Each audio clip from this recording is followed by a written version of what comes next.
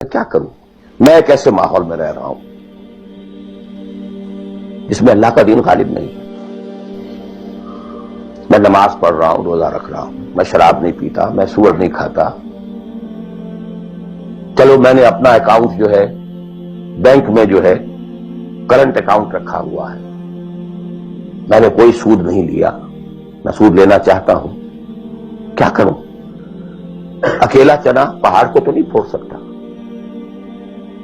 پورا نظام تو میرے بدلنے سے نہیں بدل جائے گا۔ تو میں تو رہا پھر 40%، 50%، 60%، 70% کافر کا کافر۔ وسط مخرج بڑی پیاری حدیث ہے وہ جس میں یہ الفاظ آتے ہیں، حضور نے فرمایا انہا ستکون فتنۃ، ایک وقت آئے گا تو بڑا فتنہ ہوگا۔ حضرت علی فرماتے ہیں میں نے فوراً عرض کیا مل مخرج منہا یا رسول اللہ، اے اللہ کے رسول یہ بتائیے اس سے نکلنے کا راستہ کون سا ہوگا؟ یہ نہیں پوچھا کیا فتنہ ہوگا، کیوں ہوگا، کب ہوگا، کیسے ہوگا، کدھر سے آئے گا، کچھ نہیں، نکلنے کا راستہ بتائیے۔ بلکہ ایک اور روایت اس حدیث کی اس سے بھی زیادہ پیاری ہے کہ اصل میں حضرت جبرائیل نے کہا حضور سے یا محمد امتک بعدک، اے محمد صلی اللہ علیہ وسلم کبھی سوچا ہے تمہارے بعد تمہاری امت کا کیا بنے گا؟ تو حضور پلٹ کر سوال کرتے ہیں مل مخرج منہا یا جبرائیل، تو بہت بڑا پرابلم تم نے اے جبرائیل میرے سامنے رکھا ہے، تو اب آپ ہی بتائیں اس سے نکلنے کا راستہ کیا ہوگا؟ قال کتاب اللہ، وہ پوری حدیث پھر وہی ہے، کتاب اللہ فیہ خبر ما قبلکم ونبأ ما بعدکم وحکم ما بینکم وہو الذکر الحکیم وہو الصراط المستقیم وہو حبل اللہ المتین۔ اس کا مخرج کیا ہے؟ یہ ہے اصل میں میرے اور اگر تو یہ بات سمجھ میں آ گئی،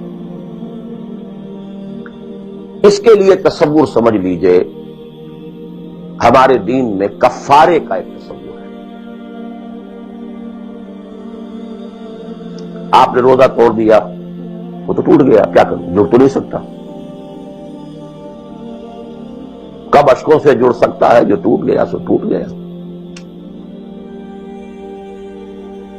موتی ہو کہ شیشہ جام کے بل، جو ٹوٹ گیا سو ٹوٹ گیا۔ تم ناحق ٹکڑے چن چن کر دامن میں چھپائے بیٹھے ہو، شیشوں کا مسیحا کوئی نہیں، کیا آس لگائے بیٹھے، وہ تو ٹوٹ گیا، لیکن اس کا کفارہ دے دیا گیا۔ کفارہ ہے، قسم کھائی تھی یہ نہیں ہے کہ اب توڑ نہیں سکتے، غلط کھا بیٹھے، توڑو، کفارہ۔ آج میں اس لفظ کفارہ کے حوالے سے آپ کے سامنے وہ بات رکھ رہا ہوں۔ اب مجھے اللہ نے پیدا کر دیا اس دور میں، کسی کو ہندوستان میں پیدا کیا، کسی کو انگلستان میں کیا ہے، کسی کو امریکہ میں کیا ہے، کسی کو پاکستان میں کیا ہے، کچھ کو پاکستان پہنچا دیا ہے چاہے زبردستی چاہے اپنی مرضی سے، کسی کو یہاں پہنچا دیا ہے چاہے کسی بھی نیت اور کسی بھی ارادے سے، لیکن اب ہے کہیں ہے، کیا کریں؟ کوئی کفارہ ہونا چاہیے، کوئی مخرج ہونا، بس یہی کفارہ ہے۔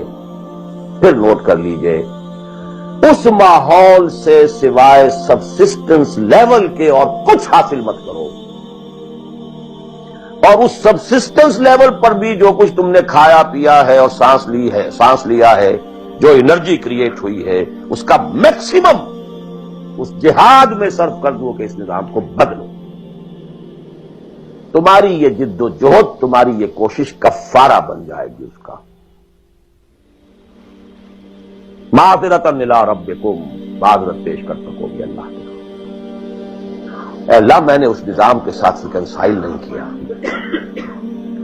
اے اللہ میں نے اپنی توانائیوں اور اپنی محنتوں سے نہ اپنے لیے کوئی جاگیر بنائی نہ اپنے لیے جائیداد بنائی، اے اللہ میں کوئی دولت چھوڑ کر نہیں مرا، اے اللہ میں نے اپنے بچوں کو بھی اسی کام کے لیے لگا دیا تھا، میں نے ان کی دنیا سے بڑھ کر ان کی عاقبت کی فکر کی ہے، نہیں کر سکا، آگے کچھ نہیں ہو سکا تو میں بے بس ہوں۔ حضرت نوح بھی تو بے بس تھے، کیا کر رہے؟ لیکن اگر کسی بھی درجے میں ریکنسیلیشن ہے، کمپیٹیبلٹی ہے، اس کو آپ نے ایکسپٹ کر لیا ہے، اس میں پھلنے پھولنے اور پھیلنے کا بندوبست کر رہے ہیں، you are doomed. Everything will be multiplied by a big zero and will become a zero۔ یہ ہے جو میں سمجھا۔